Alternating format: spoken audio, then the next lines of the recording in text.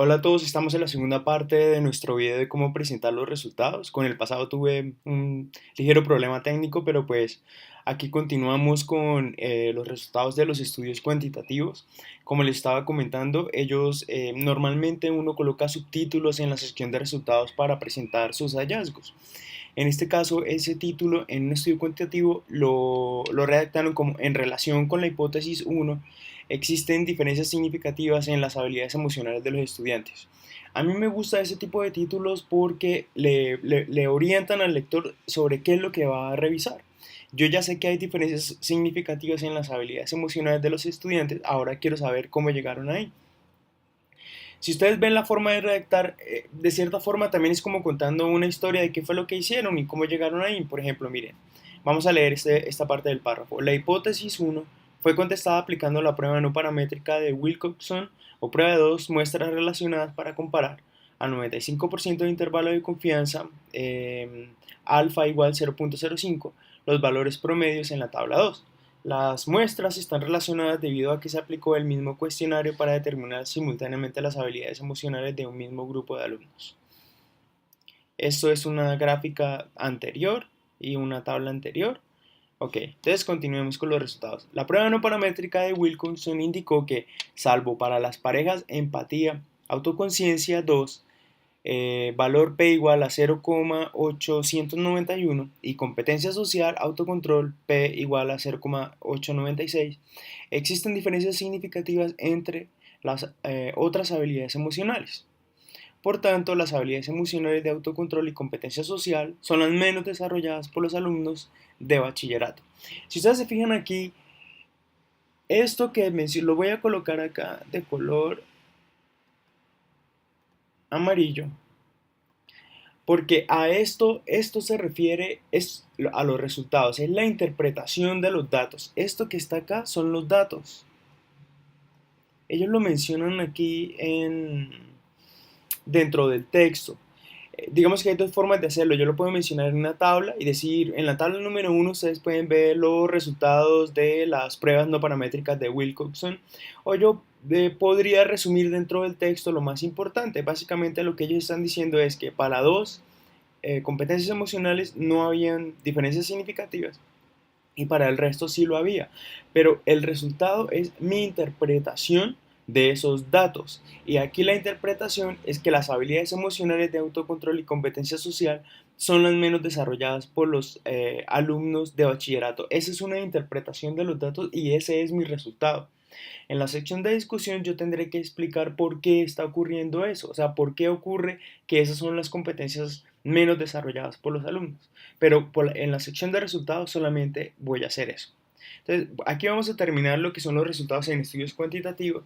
Vamos a mirar cómo se presentan los resultados en los estudios cualitativos. Entonces, aquí tengo unos ejemplos distintos. Este artículo de Alexis López, que por cierto fue profesor mío de evaluación del aprendizaje en la maestría de educación, se titula La evaluación formativa en la enseñanza y aprendizaje del inglés.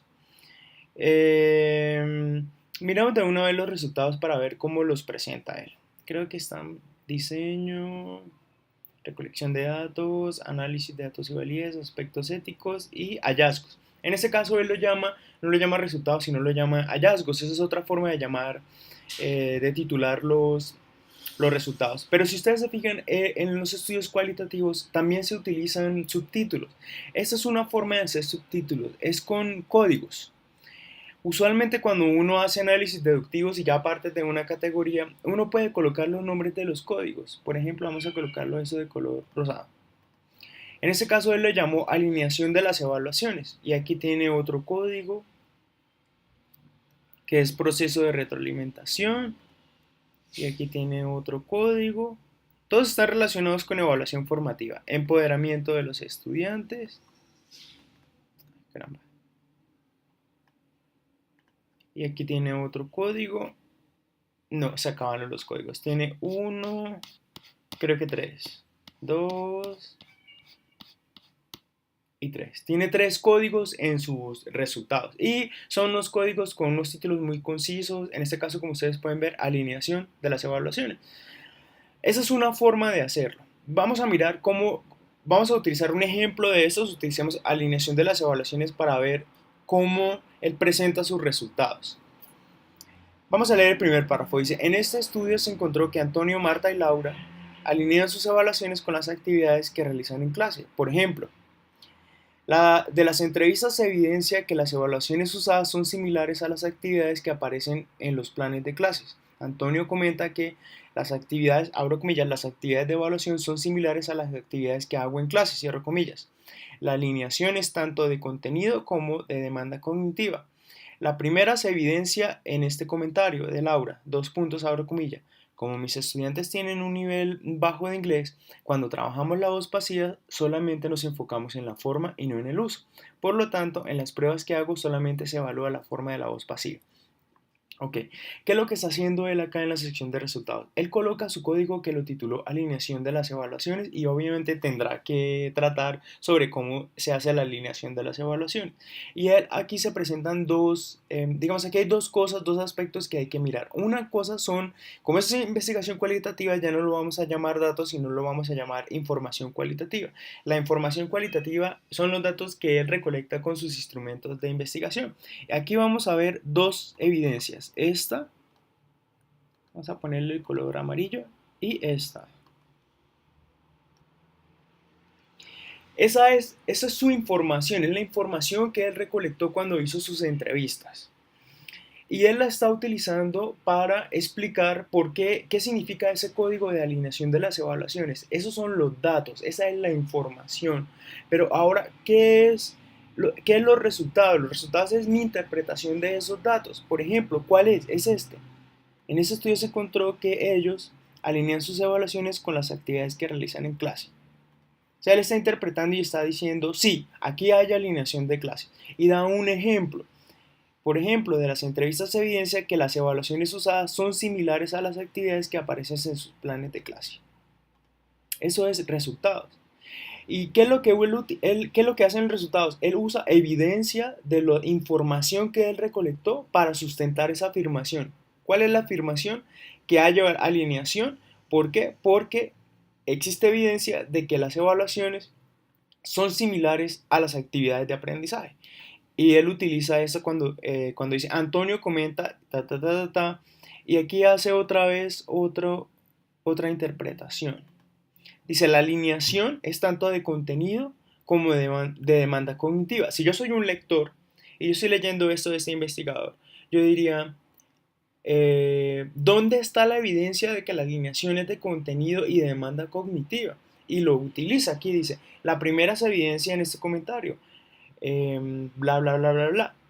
Básicamente, si ustedes se fijan, lo que uno hace en la sección de resultados es continuar contando el cuento de la historia. Eso es una historia, un cuento, una narrativa teórica.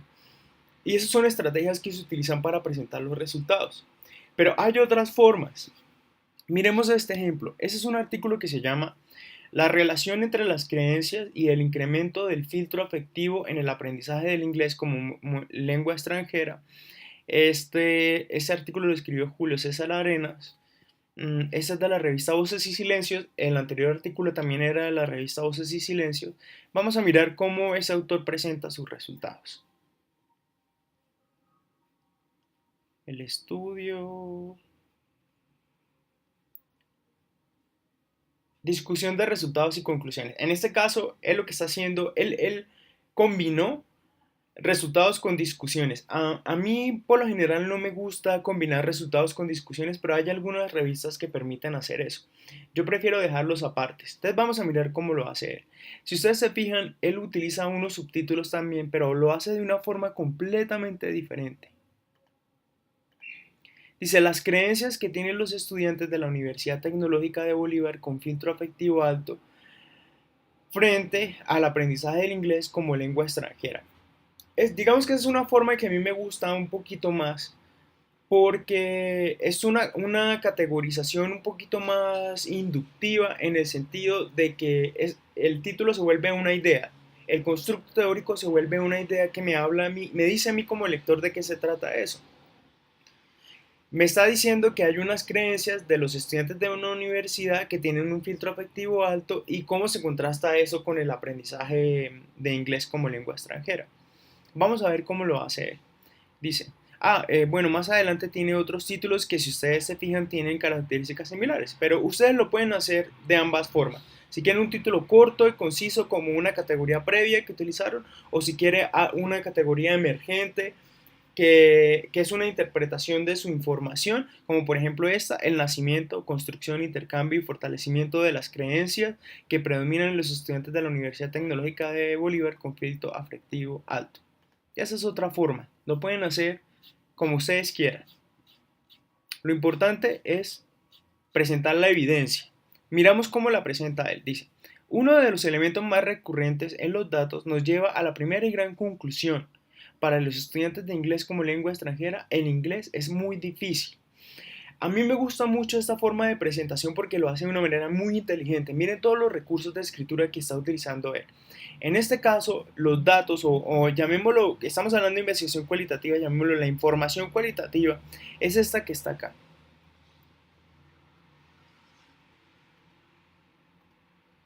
Eso es la información que él recolectó con sus instrumentos. Ahora miremos, el resultado es mi interpretación de esa información. ¿Cuál es la interpretación? Es esta. Para los estudiantes de inglés, como lengua extranjera, el inglés es muy difícil.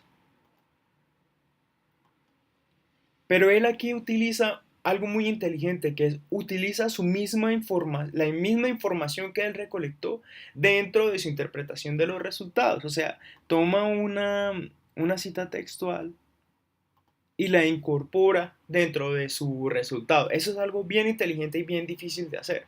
Pero lo que yo quiero que ustedes vean es la forma, la diferencia entre datos para investigación cuantitativa, información cualitativa para investigación cualitativa y resultados, que los resultados es la interpretación, pero los resultados se basan en los datos y en la información cualitativa. Luego yo tengo que presentar datos e información cualitativa para soportar mis resultados.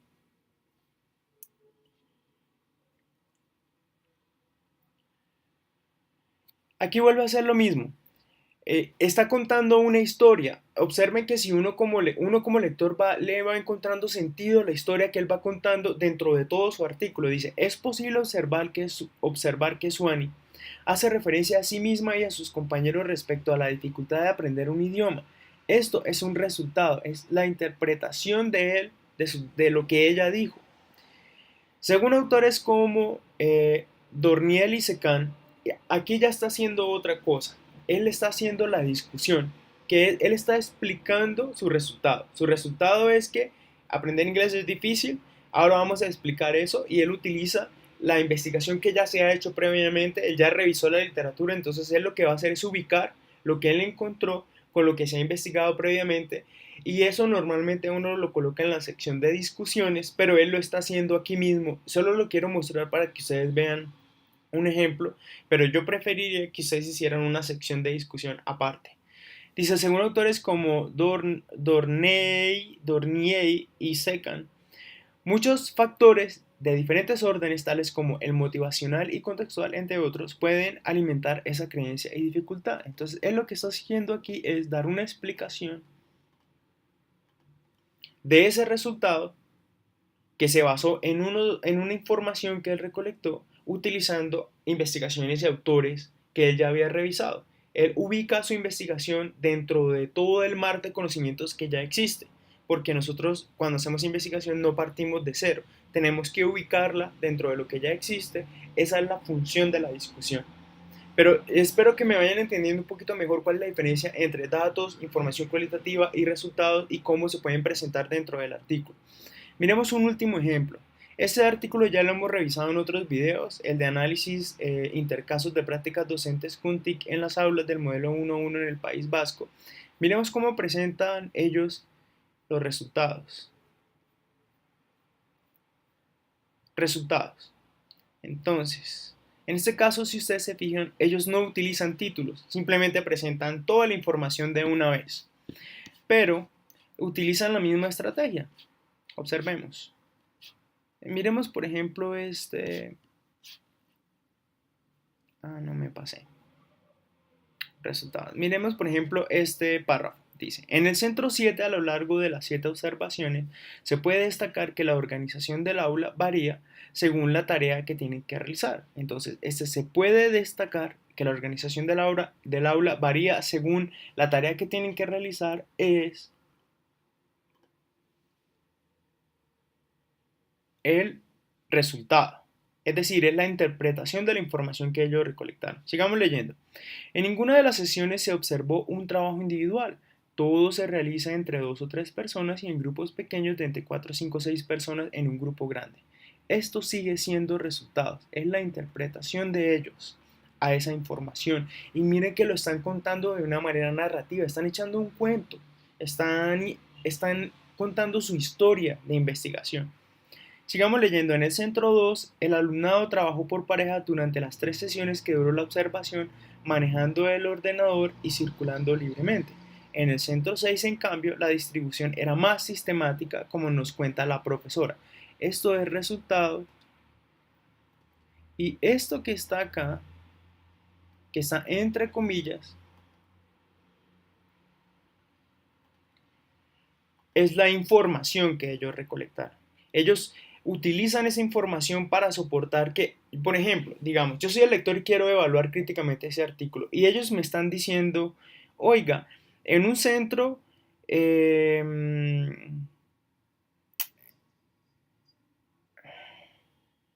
la organización variaba según la tarea que había que realizar, pero en otro centro era más sistemática, como nos cuentan unas profesoras. Entonces yo lo que voy a hacer es, voy a leer la evidencia y voy a mirar si eso sí es verdad, si se puede interpretar que eso es sistemático. Entonces dice, al comienzo de la sesión se colocan en grupos de 4.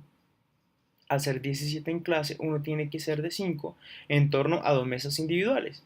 De cada cuarteto se levanta un componente que se dirige al armario de Escuela 2.0 y coge un ordenador. Un solo ordenador por grupo. ¿Sí?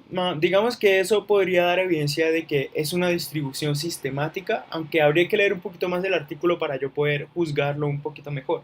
Pero eso es lo que tratamos de hacer, convencer, mostrarle al lector que nuestra interpretación es válida, es confiable, se basa o surge de la información que recolecté. Por eso le tengo que mostrar evidencia.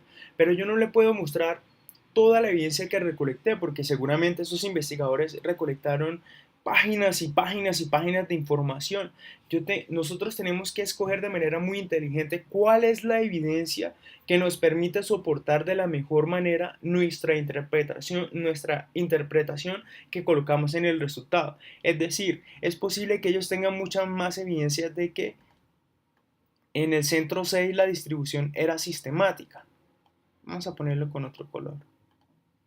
Es posible que ellos tengan mucha información sobre eso, pero de toda esa información yo tengo que escoger la más relevante que me permita soportar esa afirmación. En este caso ellos escogieron esta que colocaron acá. Es distinto dependiendo de la cantidad de palabras, si yo la coloco aparte o si yo lo coloco dentro del mismo texto, como en este caso,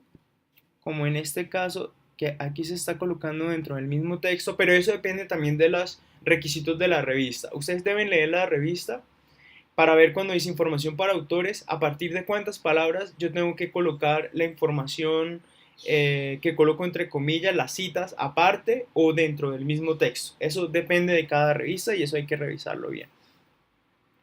Pues por ahora era eso básicamente lo que les quería comentar sobre resultados. Espero que le haya servido mucho este video para poder orientar mucho su, la escritura del artículo. Recuerden que solo nos queda 2 semanas para escribirlo.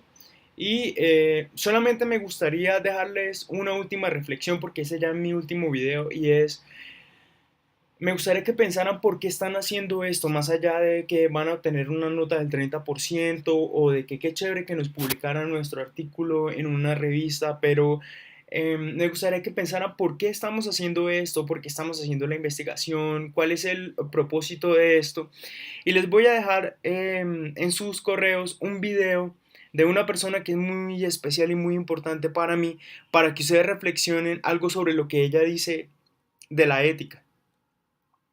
Bueno, eso es todo. Nos vemos. Que les vaya muy bien.